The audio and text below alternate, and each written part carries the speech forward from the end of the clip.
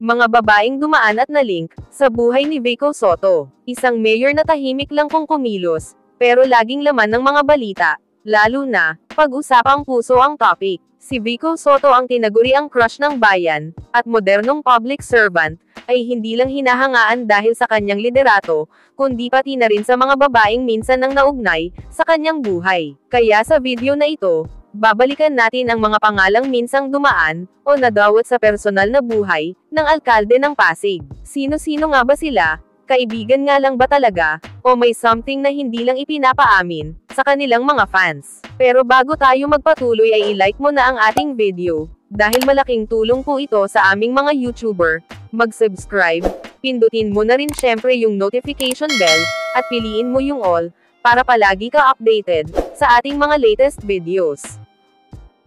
Gretchen Ho. Si Gretchen Ho ay isang kilalang personalidad sa larangan ng sports at media. Ipinanganak siya noong April 19, 1990, dating volleyball player ng Ateneo Lady Eagles, at naging bahagi ng Fab Five, na nagdala sa kanilang koponan sa back-to-back sa UAAP Finals appearances. Matapos ang kanyang karera sa volleyball, pumasok siya sa broadcasting, naging host at reporter, sa iba't ibang programa ng ABS-CBN, at TV5. Bukod dito, kilala rin siya sa kanyang mga advokasya, katulad ng Donate a Bike, Save a Job campaign, na tumulong sa mga nangangailangan, noong panahon ng pandemya. Noong December 2019, naging usap-usapan sa social media, ang pagka-link ni Pasig City Mayor Vico Sotto, at TV host Gretchen Ho, matapos silang mamataan na magkatabi sa isang volleyball match, ng Southeast Asian Games. Agad na nag-viral ang kanilang larawan, at maraming netizens ang natuwa sa kanilang chemistry,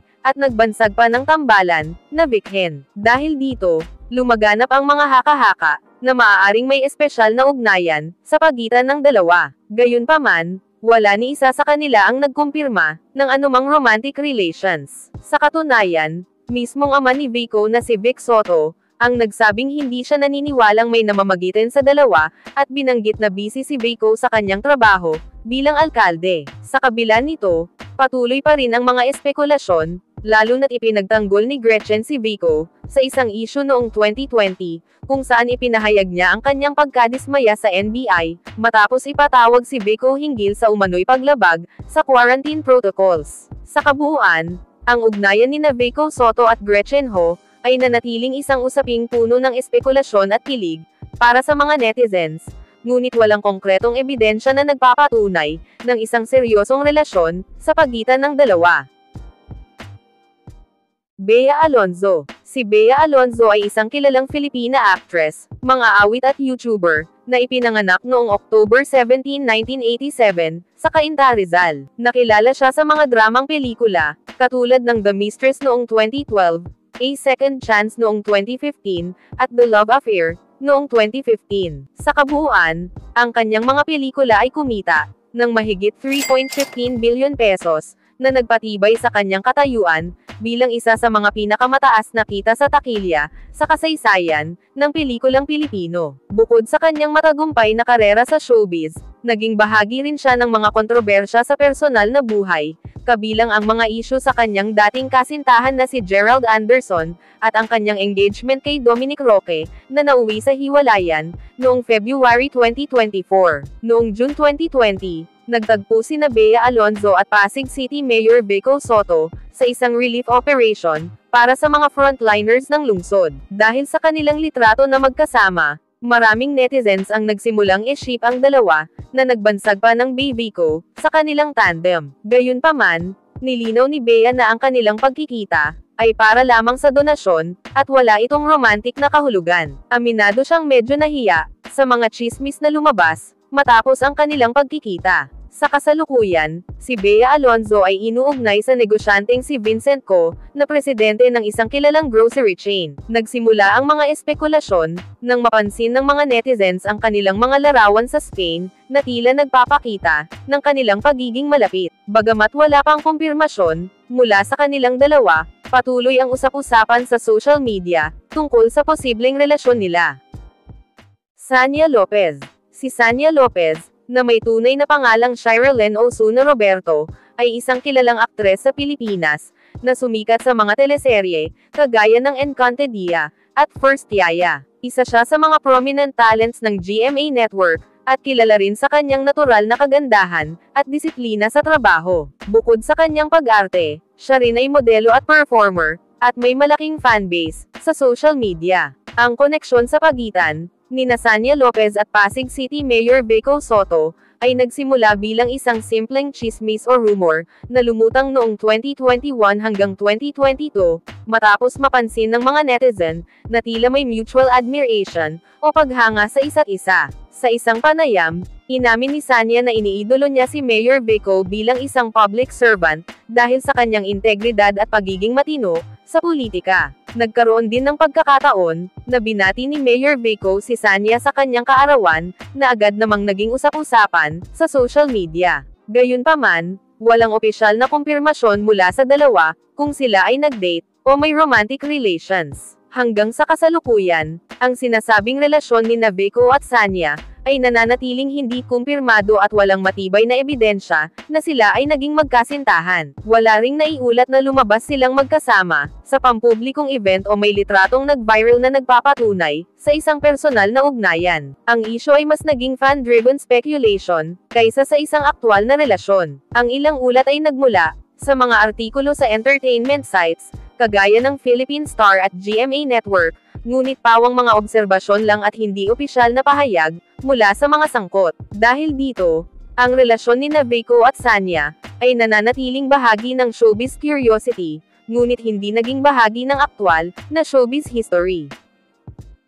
Lovie po. Si Lovie po, na may tunay na pangalang Lourdes Virginia Moran po, ay isang kilalang Filipina actress, singer, at model. Anak siya ng yumaong action star na si Fernando Poe Jr., at former actress, na si Rowena Moran. Si Lovie ay nakilala sa industriya ng showbiz, dahil sa kanyang husay sa pag-arte at pagkanta, at naging bahagi ng maraming teleserye, at mga pelikula. Bukod sa pagiging actress, isa rin siyang recording artist at fashion icon, na madalas lumalabas sa mga lifestyle, at entertainment magazines. Nalink si Lovie po kay Pasig Mayor City Vico Sotto noong mga bandang 2020, matapos mapansin ng ilang netizens ang tila pag-uugnayan nila sa social media. Bagamat walang kumpirmadong balita na nagsasabing sila ay opisyal na nag-date o naging magkasintahan, pero kumalat ang chismis matapos mapansin ng ilan ang pagkakaroon nila ng mutual admiration sa isa't isa, kasama na ang mga subtle interactions,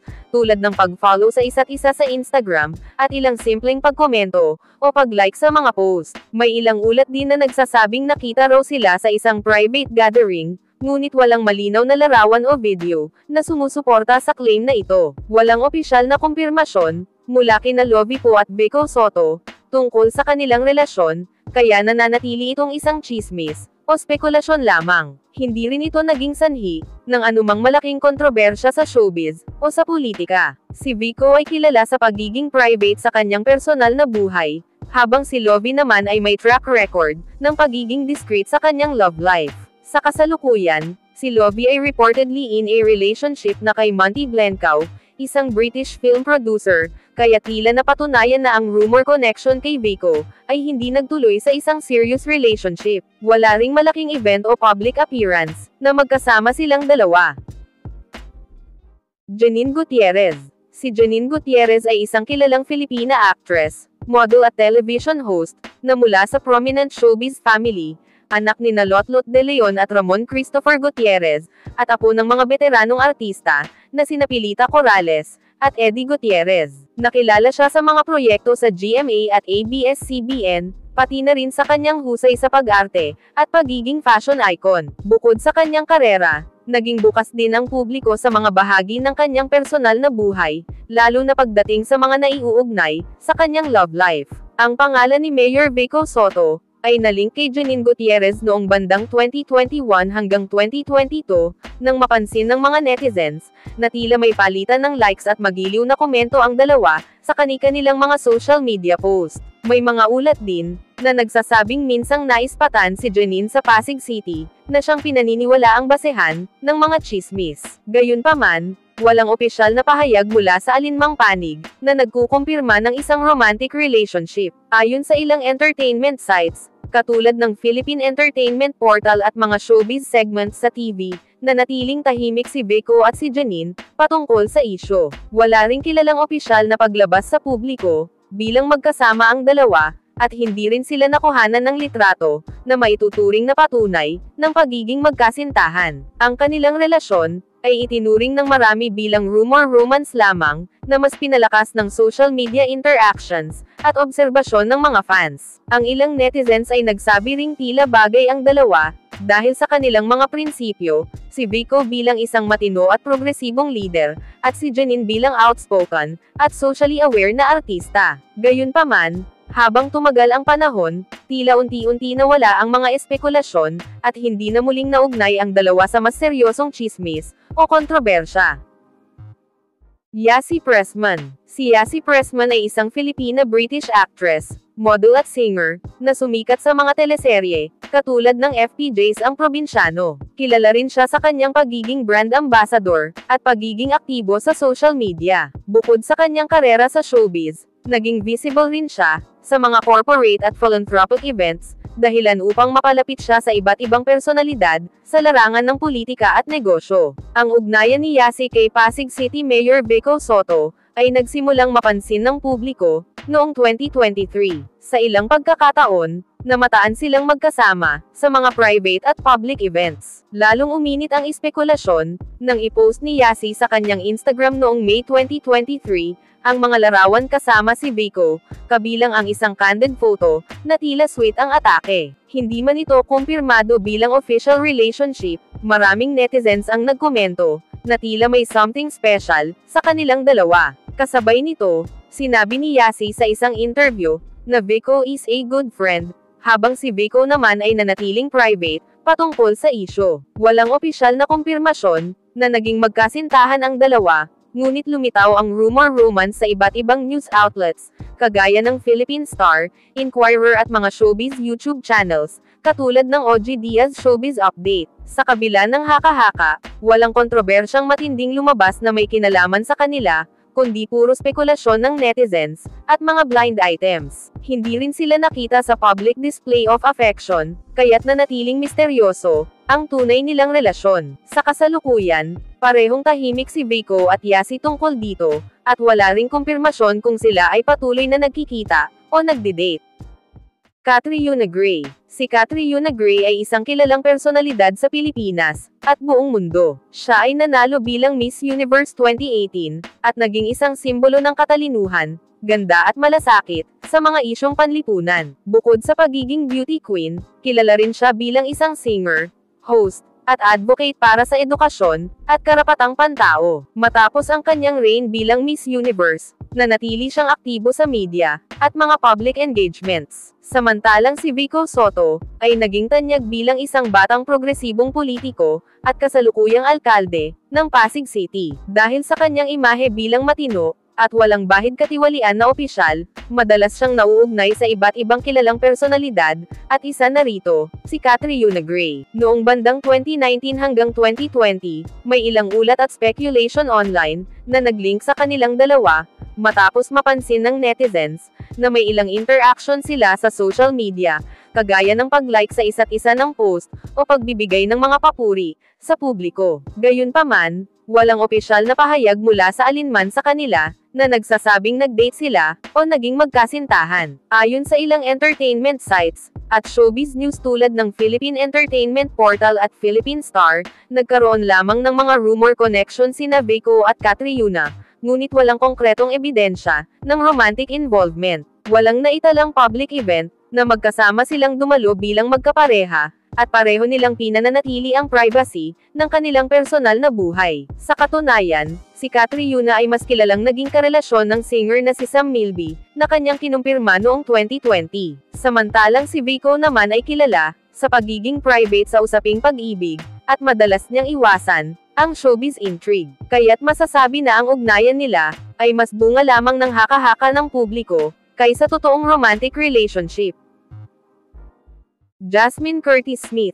Si Jasmine Curtis Smith ay isang Filipina-Australian actress, at kilala sa pagiging kapatid ng aktres, na si Ann Curtis. Isa siyang award-winning actress, na lumabas sa iba't ibang indie at mainstream films, gaya ng Transit, at Baka Bukas. Bukod sa kanyang talento sa pag-arte, aktibo rin siya sa social issues, kabilang ang mental health awareness, at edukasyon. Isa siya sa mga prominent personalidad, sa Philippine entertainment industry, na may reputasyon bilang matalino, at socially aware. Nalink si Jasmine kay Mayor Vico Sotto, bandang 2019 hanggang 2021, matapos mapansin ng netizens ang kanilang madalas na pakikipag-ugnayan, sa social media. May mga pagkakataon na si Jasmine ay nagkomento, o nagbigay ng papuri sa mga proyekto ni Mayor Vico, na agad namang naging mitya ng espekulasyon, ng kanilang romantic interest, sa isa't isa. Isa sa mga pinakatampok na pangyayari, ay noong pumunta si Jasmine sa ilang events sa Pasig, na pinangungunahan ni Vico, na lalo pang nagpasigla sa tsismis. Gayunpaman, walang opisyal na kumpirmasyon mula sa kanilang dalawa, na sila ay nag-date, o naging magkasintahan. Ayon sa ilang showbiz at news sources, kabilang na ang Pilipino Star Ngayon, Philippine Entertainment Portal at social media buzz, may mga netizens na nakakita umano sa kanila, sa mga private gatherings, ngunit wala ito konkretong ebidensya. Noong panahong ito, parehong private sina Vico at Jasmine pagdating sa kanilang personal na buhay, at pareho rin silang kilala sa pagiging professional, at maingat sa pakikitungo sa media. Kaya naman hanggang sa kasalukuyan, ang ugnayan nila ay nananatiling rumor lamang, at hindi naging kontrobersyal, kagaya ng ibang celebrity-politician tandems. Wala ring record ng public denial o confirmation, mula sa alinman sa kanila. Nadine Lustre. Si Nadine Lustre ay isang Filipina actress, singer at endorser, na sumikat sa kanyang tambalan, kay James Reid. Kilala siya sa kanyang mga proyekto, katulad ng Diary ng Pangit, On the Wings of Love, at ilan pang matagumpay na pelikula, at mga album. Bukod sa pagiging aktres, aktibo rin si Nadine sa mga advokasya para sa mental health, environmental awareness, at women's rights. Sa kasagsagan ng kanyang kasikatan, naging bukas siya sa ilang bahagi ng kanyang personal na buhay, ngunit hindi pa niya kailanman kinumpirma, ang anumang espesyal na relasyon, kay Vico Sotto. Ang mga haka-haka tungkol sa dalawa, ay lumakas noong may ilang ulat na nagsasabing nakita silang magkasama, sa isang event o gathering, pero nanatiling walang kumpirmasyon, mula sa kanilang kampo. Wala ring kontrobersyang matunog o lumabas sa media, na may kinalaman sa kanilang dalawa. Ang ganitong mga tsismis, ay karaniwan sa showbiz at politika, lalo na kung parehong prominenteng personalidad, ang mga sangkot. Sa ngayon, nananatili silang magkaibang mundo, si Vico bilang isang respetadong public servant, at si Nadine bilang artista ang tumatahak sa mas independent, at socially aware na mga proyekto. Hanggang sa ngayon, walang opisyal o kumpirmadong relasyon, sa pagitan ni Vico Sotto, at Nadine Lustre. Gayunpaman, lumutang ang mga espekulasyon at tsismis, tungkol sa umano'y ugnayan nila, noong mga nakaraang taon dahil sa ilang sightings, at interaction nila sa social media, ngunit walang matibay na ebidensyang nagpapatunay, na sila ay nag-date, o naging magkasintahan. Isa sa mga dahilan kung bakit naging usap-usapan sila, ay ang kanilang pagiging private pero parehong kilala sa publiko, si Vico bilang alkalde ng Pasig, at si Nadine bilang aktres, at personalidad sa showbiz. Maine Mendoza. Si Maine Mendoza ay isang kilalang aktres, TV host at commercial model sa Pilipinas, na unang sumikat bilang Yaya Dub, sa segment na kalyeserye ng Itbulaga, noong 2015. Kilala siya bilang kalahati ng tambalang Aldub, kasama si Alden Richards, na naging isa sa pinakamainit na love team, sa kasaysayan ng Philippine entertainment. Bukod sa kanyang career sa showbiz, naging usap-usapan din ang kanyang personal na buhay, lalo na pagdating, sa mga napapabalitang relasyon. Kaya naman napabalita na may special friendship, o rumor relationship sina Maine Mendoza, at Pasig City Mayor Vico Sotto. Maraming netizens ang nakapansin, sa palitan nila ng mga tweets sa Twitter na tila may flirtatious undertone, at ito'y lalong nagpasiklab ng tsismis, na may namumuong pagtitinginan, sa pagitan nila. Gayunpaman, hindi kailanman kinumpirma ni Maine o ni Vico, ang anumang romantic relations, at palaging sinasabi ng kampo ni Vico, na sila ay magkaibigan lamang. Walang kumpirmadong larawan o public event, na nagpapakita na sila ay nagdi-date, o may opisyal na relasyon. Isa sa mga kilalang pangyayari, na mas lalong nagpasiklab ng usapan, ay noong si Maine ay nag-post ng ilang cryptic tweets, tungkol sa pagiging low-key at date someone in private, habang si Vico naman ay palaging umiiwas sa tanong, tungkol sa kanyang love life. Sa kabila ng mga haka-haka, Lumipas ang mga taon at naging malinaw na hindi sila nagkatuluyan, lalo na nang inamin ni Maine noong 2022, na siya ay engaged na kay actor-politician Arjo Ataide, na ngayon ay kanyang asawa. Dahil dito, nanatili lamang bilang tsismis at spekulasyon, ang ugnayan nila ni Vico, at wala nang ibang follow-up, o kontrobersyang sumunod.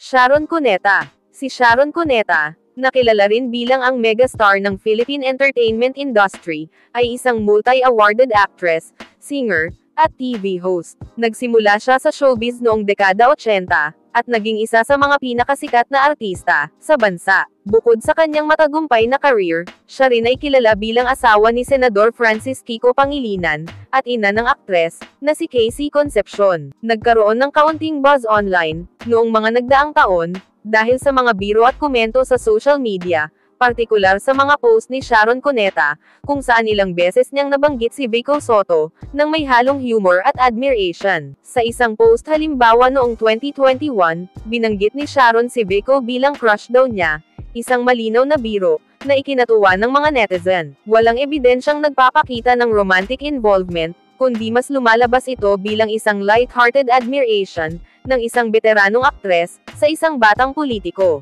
Walang malalaking event na pinagsaluhan nila, o kontrobersya na lumabas, tungkol sa kanila. Ang mga rumor ay kadalasang nagugat lamang, sa social media interactions, at wala ring opisyal na pahayag mula kay Vico Sotto, patungkol dito. Sa kabilang banda, si Sharon ay kilala sa kanyang pagiging expressive sa social media, kaya't minsan ay binibigyan ng ibang kulay ang kanyang mga biro, ng mga netizen o tabloid. Sa kasalukuyan, walang kumpirmadong romantic relationship o dating history, sa pagitan ni Vico Sotto, at Sharon Cuneta. Ang ugnayan nila ay tila limitado lamang, sa pagiging bahagi ng parehong industriya, at pagkakaugnay sa pamilya ni Vico Sotto, partikular kay Vic Sotto, na dating naging ka-love team, at malapit na kaibigan ni Sharon Cuneta, noong 1980s.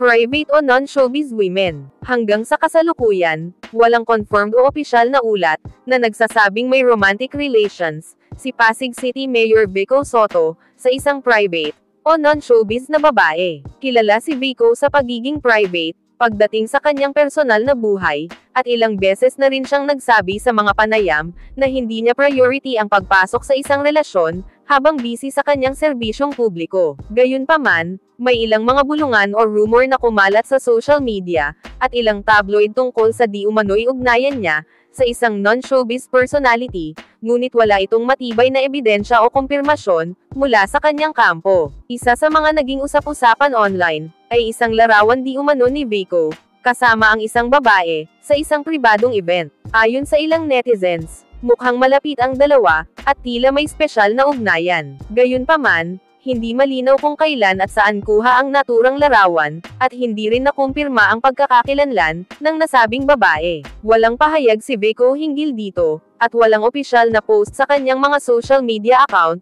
tungkol sa naturang babae. Sa katunayan, consistent si Vico sa hindi pagpo-post ng personal, o romantic na aspeto ng kanyang buhay, at mas nakatuon siya, sa mga gawaing pampubliko. Sa kabila ng mga chismis, wala ring naiulat na kontrobersya o eskandalo, na may kinalaman sa anumang relasyon, ni Vico Sotto. Hindi siya tulad ng ibang public figures, na nasasangkot sa mga love life issues. Ang ilang fans at media outlets, ay minsan nagjo-joke na tila forever single si Mayor Vico, dahil sa kanyang tahimik, at dedikadong pamumuhay. Hanggang sa ngayon, mananatiling spekulasyon lang ang mga nabanggit, at walang sapat na source tulad ng reputable news articles, o official statements na magpapatunay sa relasyon niya, sa isang non-showbiz na babae. Bago tayo magtapos ay i-like mo na ang ating video, dahil malaking tulong po ito sa aming mga YouTuber. Mag-subscribe, pindutin mo na rin syempre yung notification bell, at piliin mo yung all, para palagi ka updated, sa ating mga latest videos. Sa huli,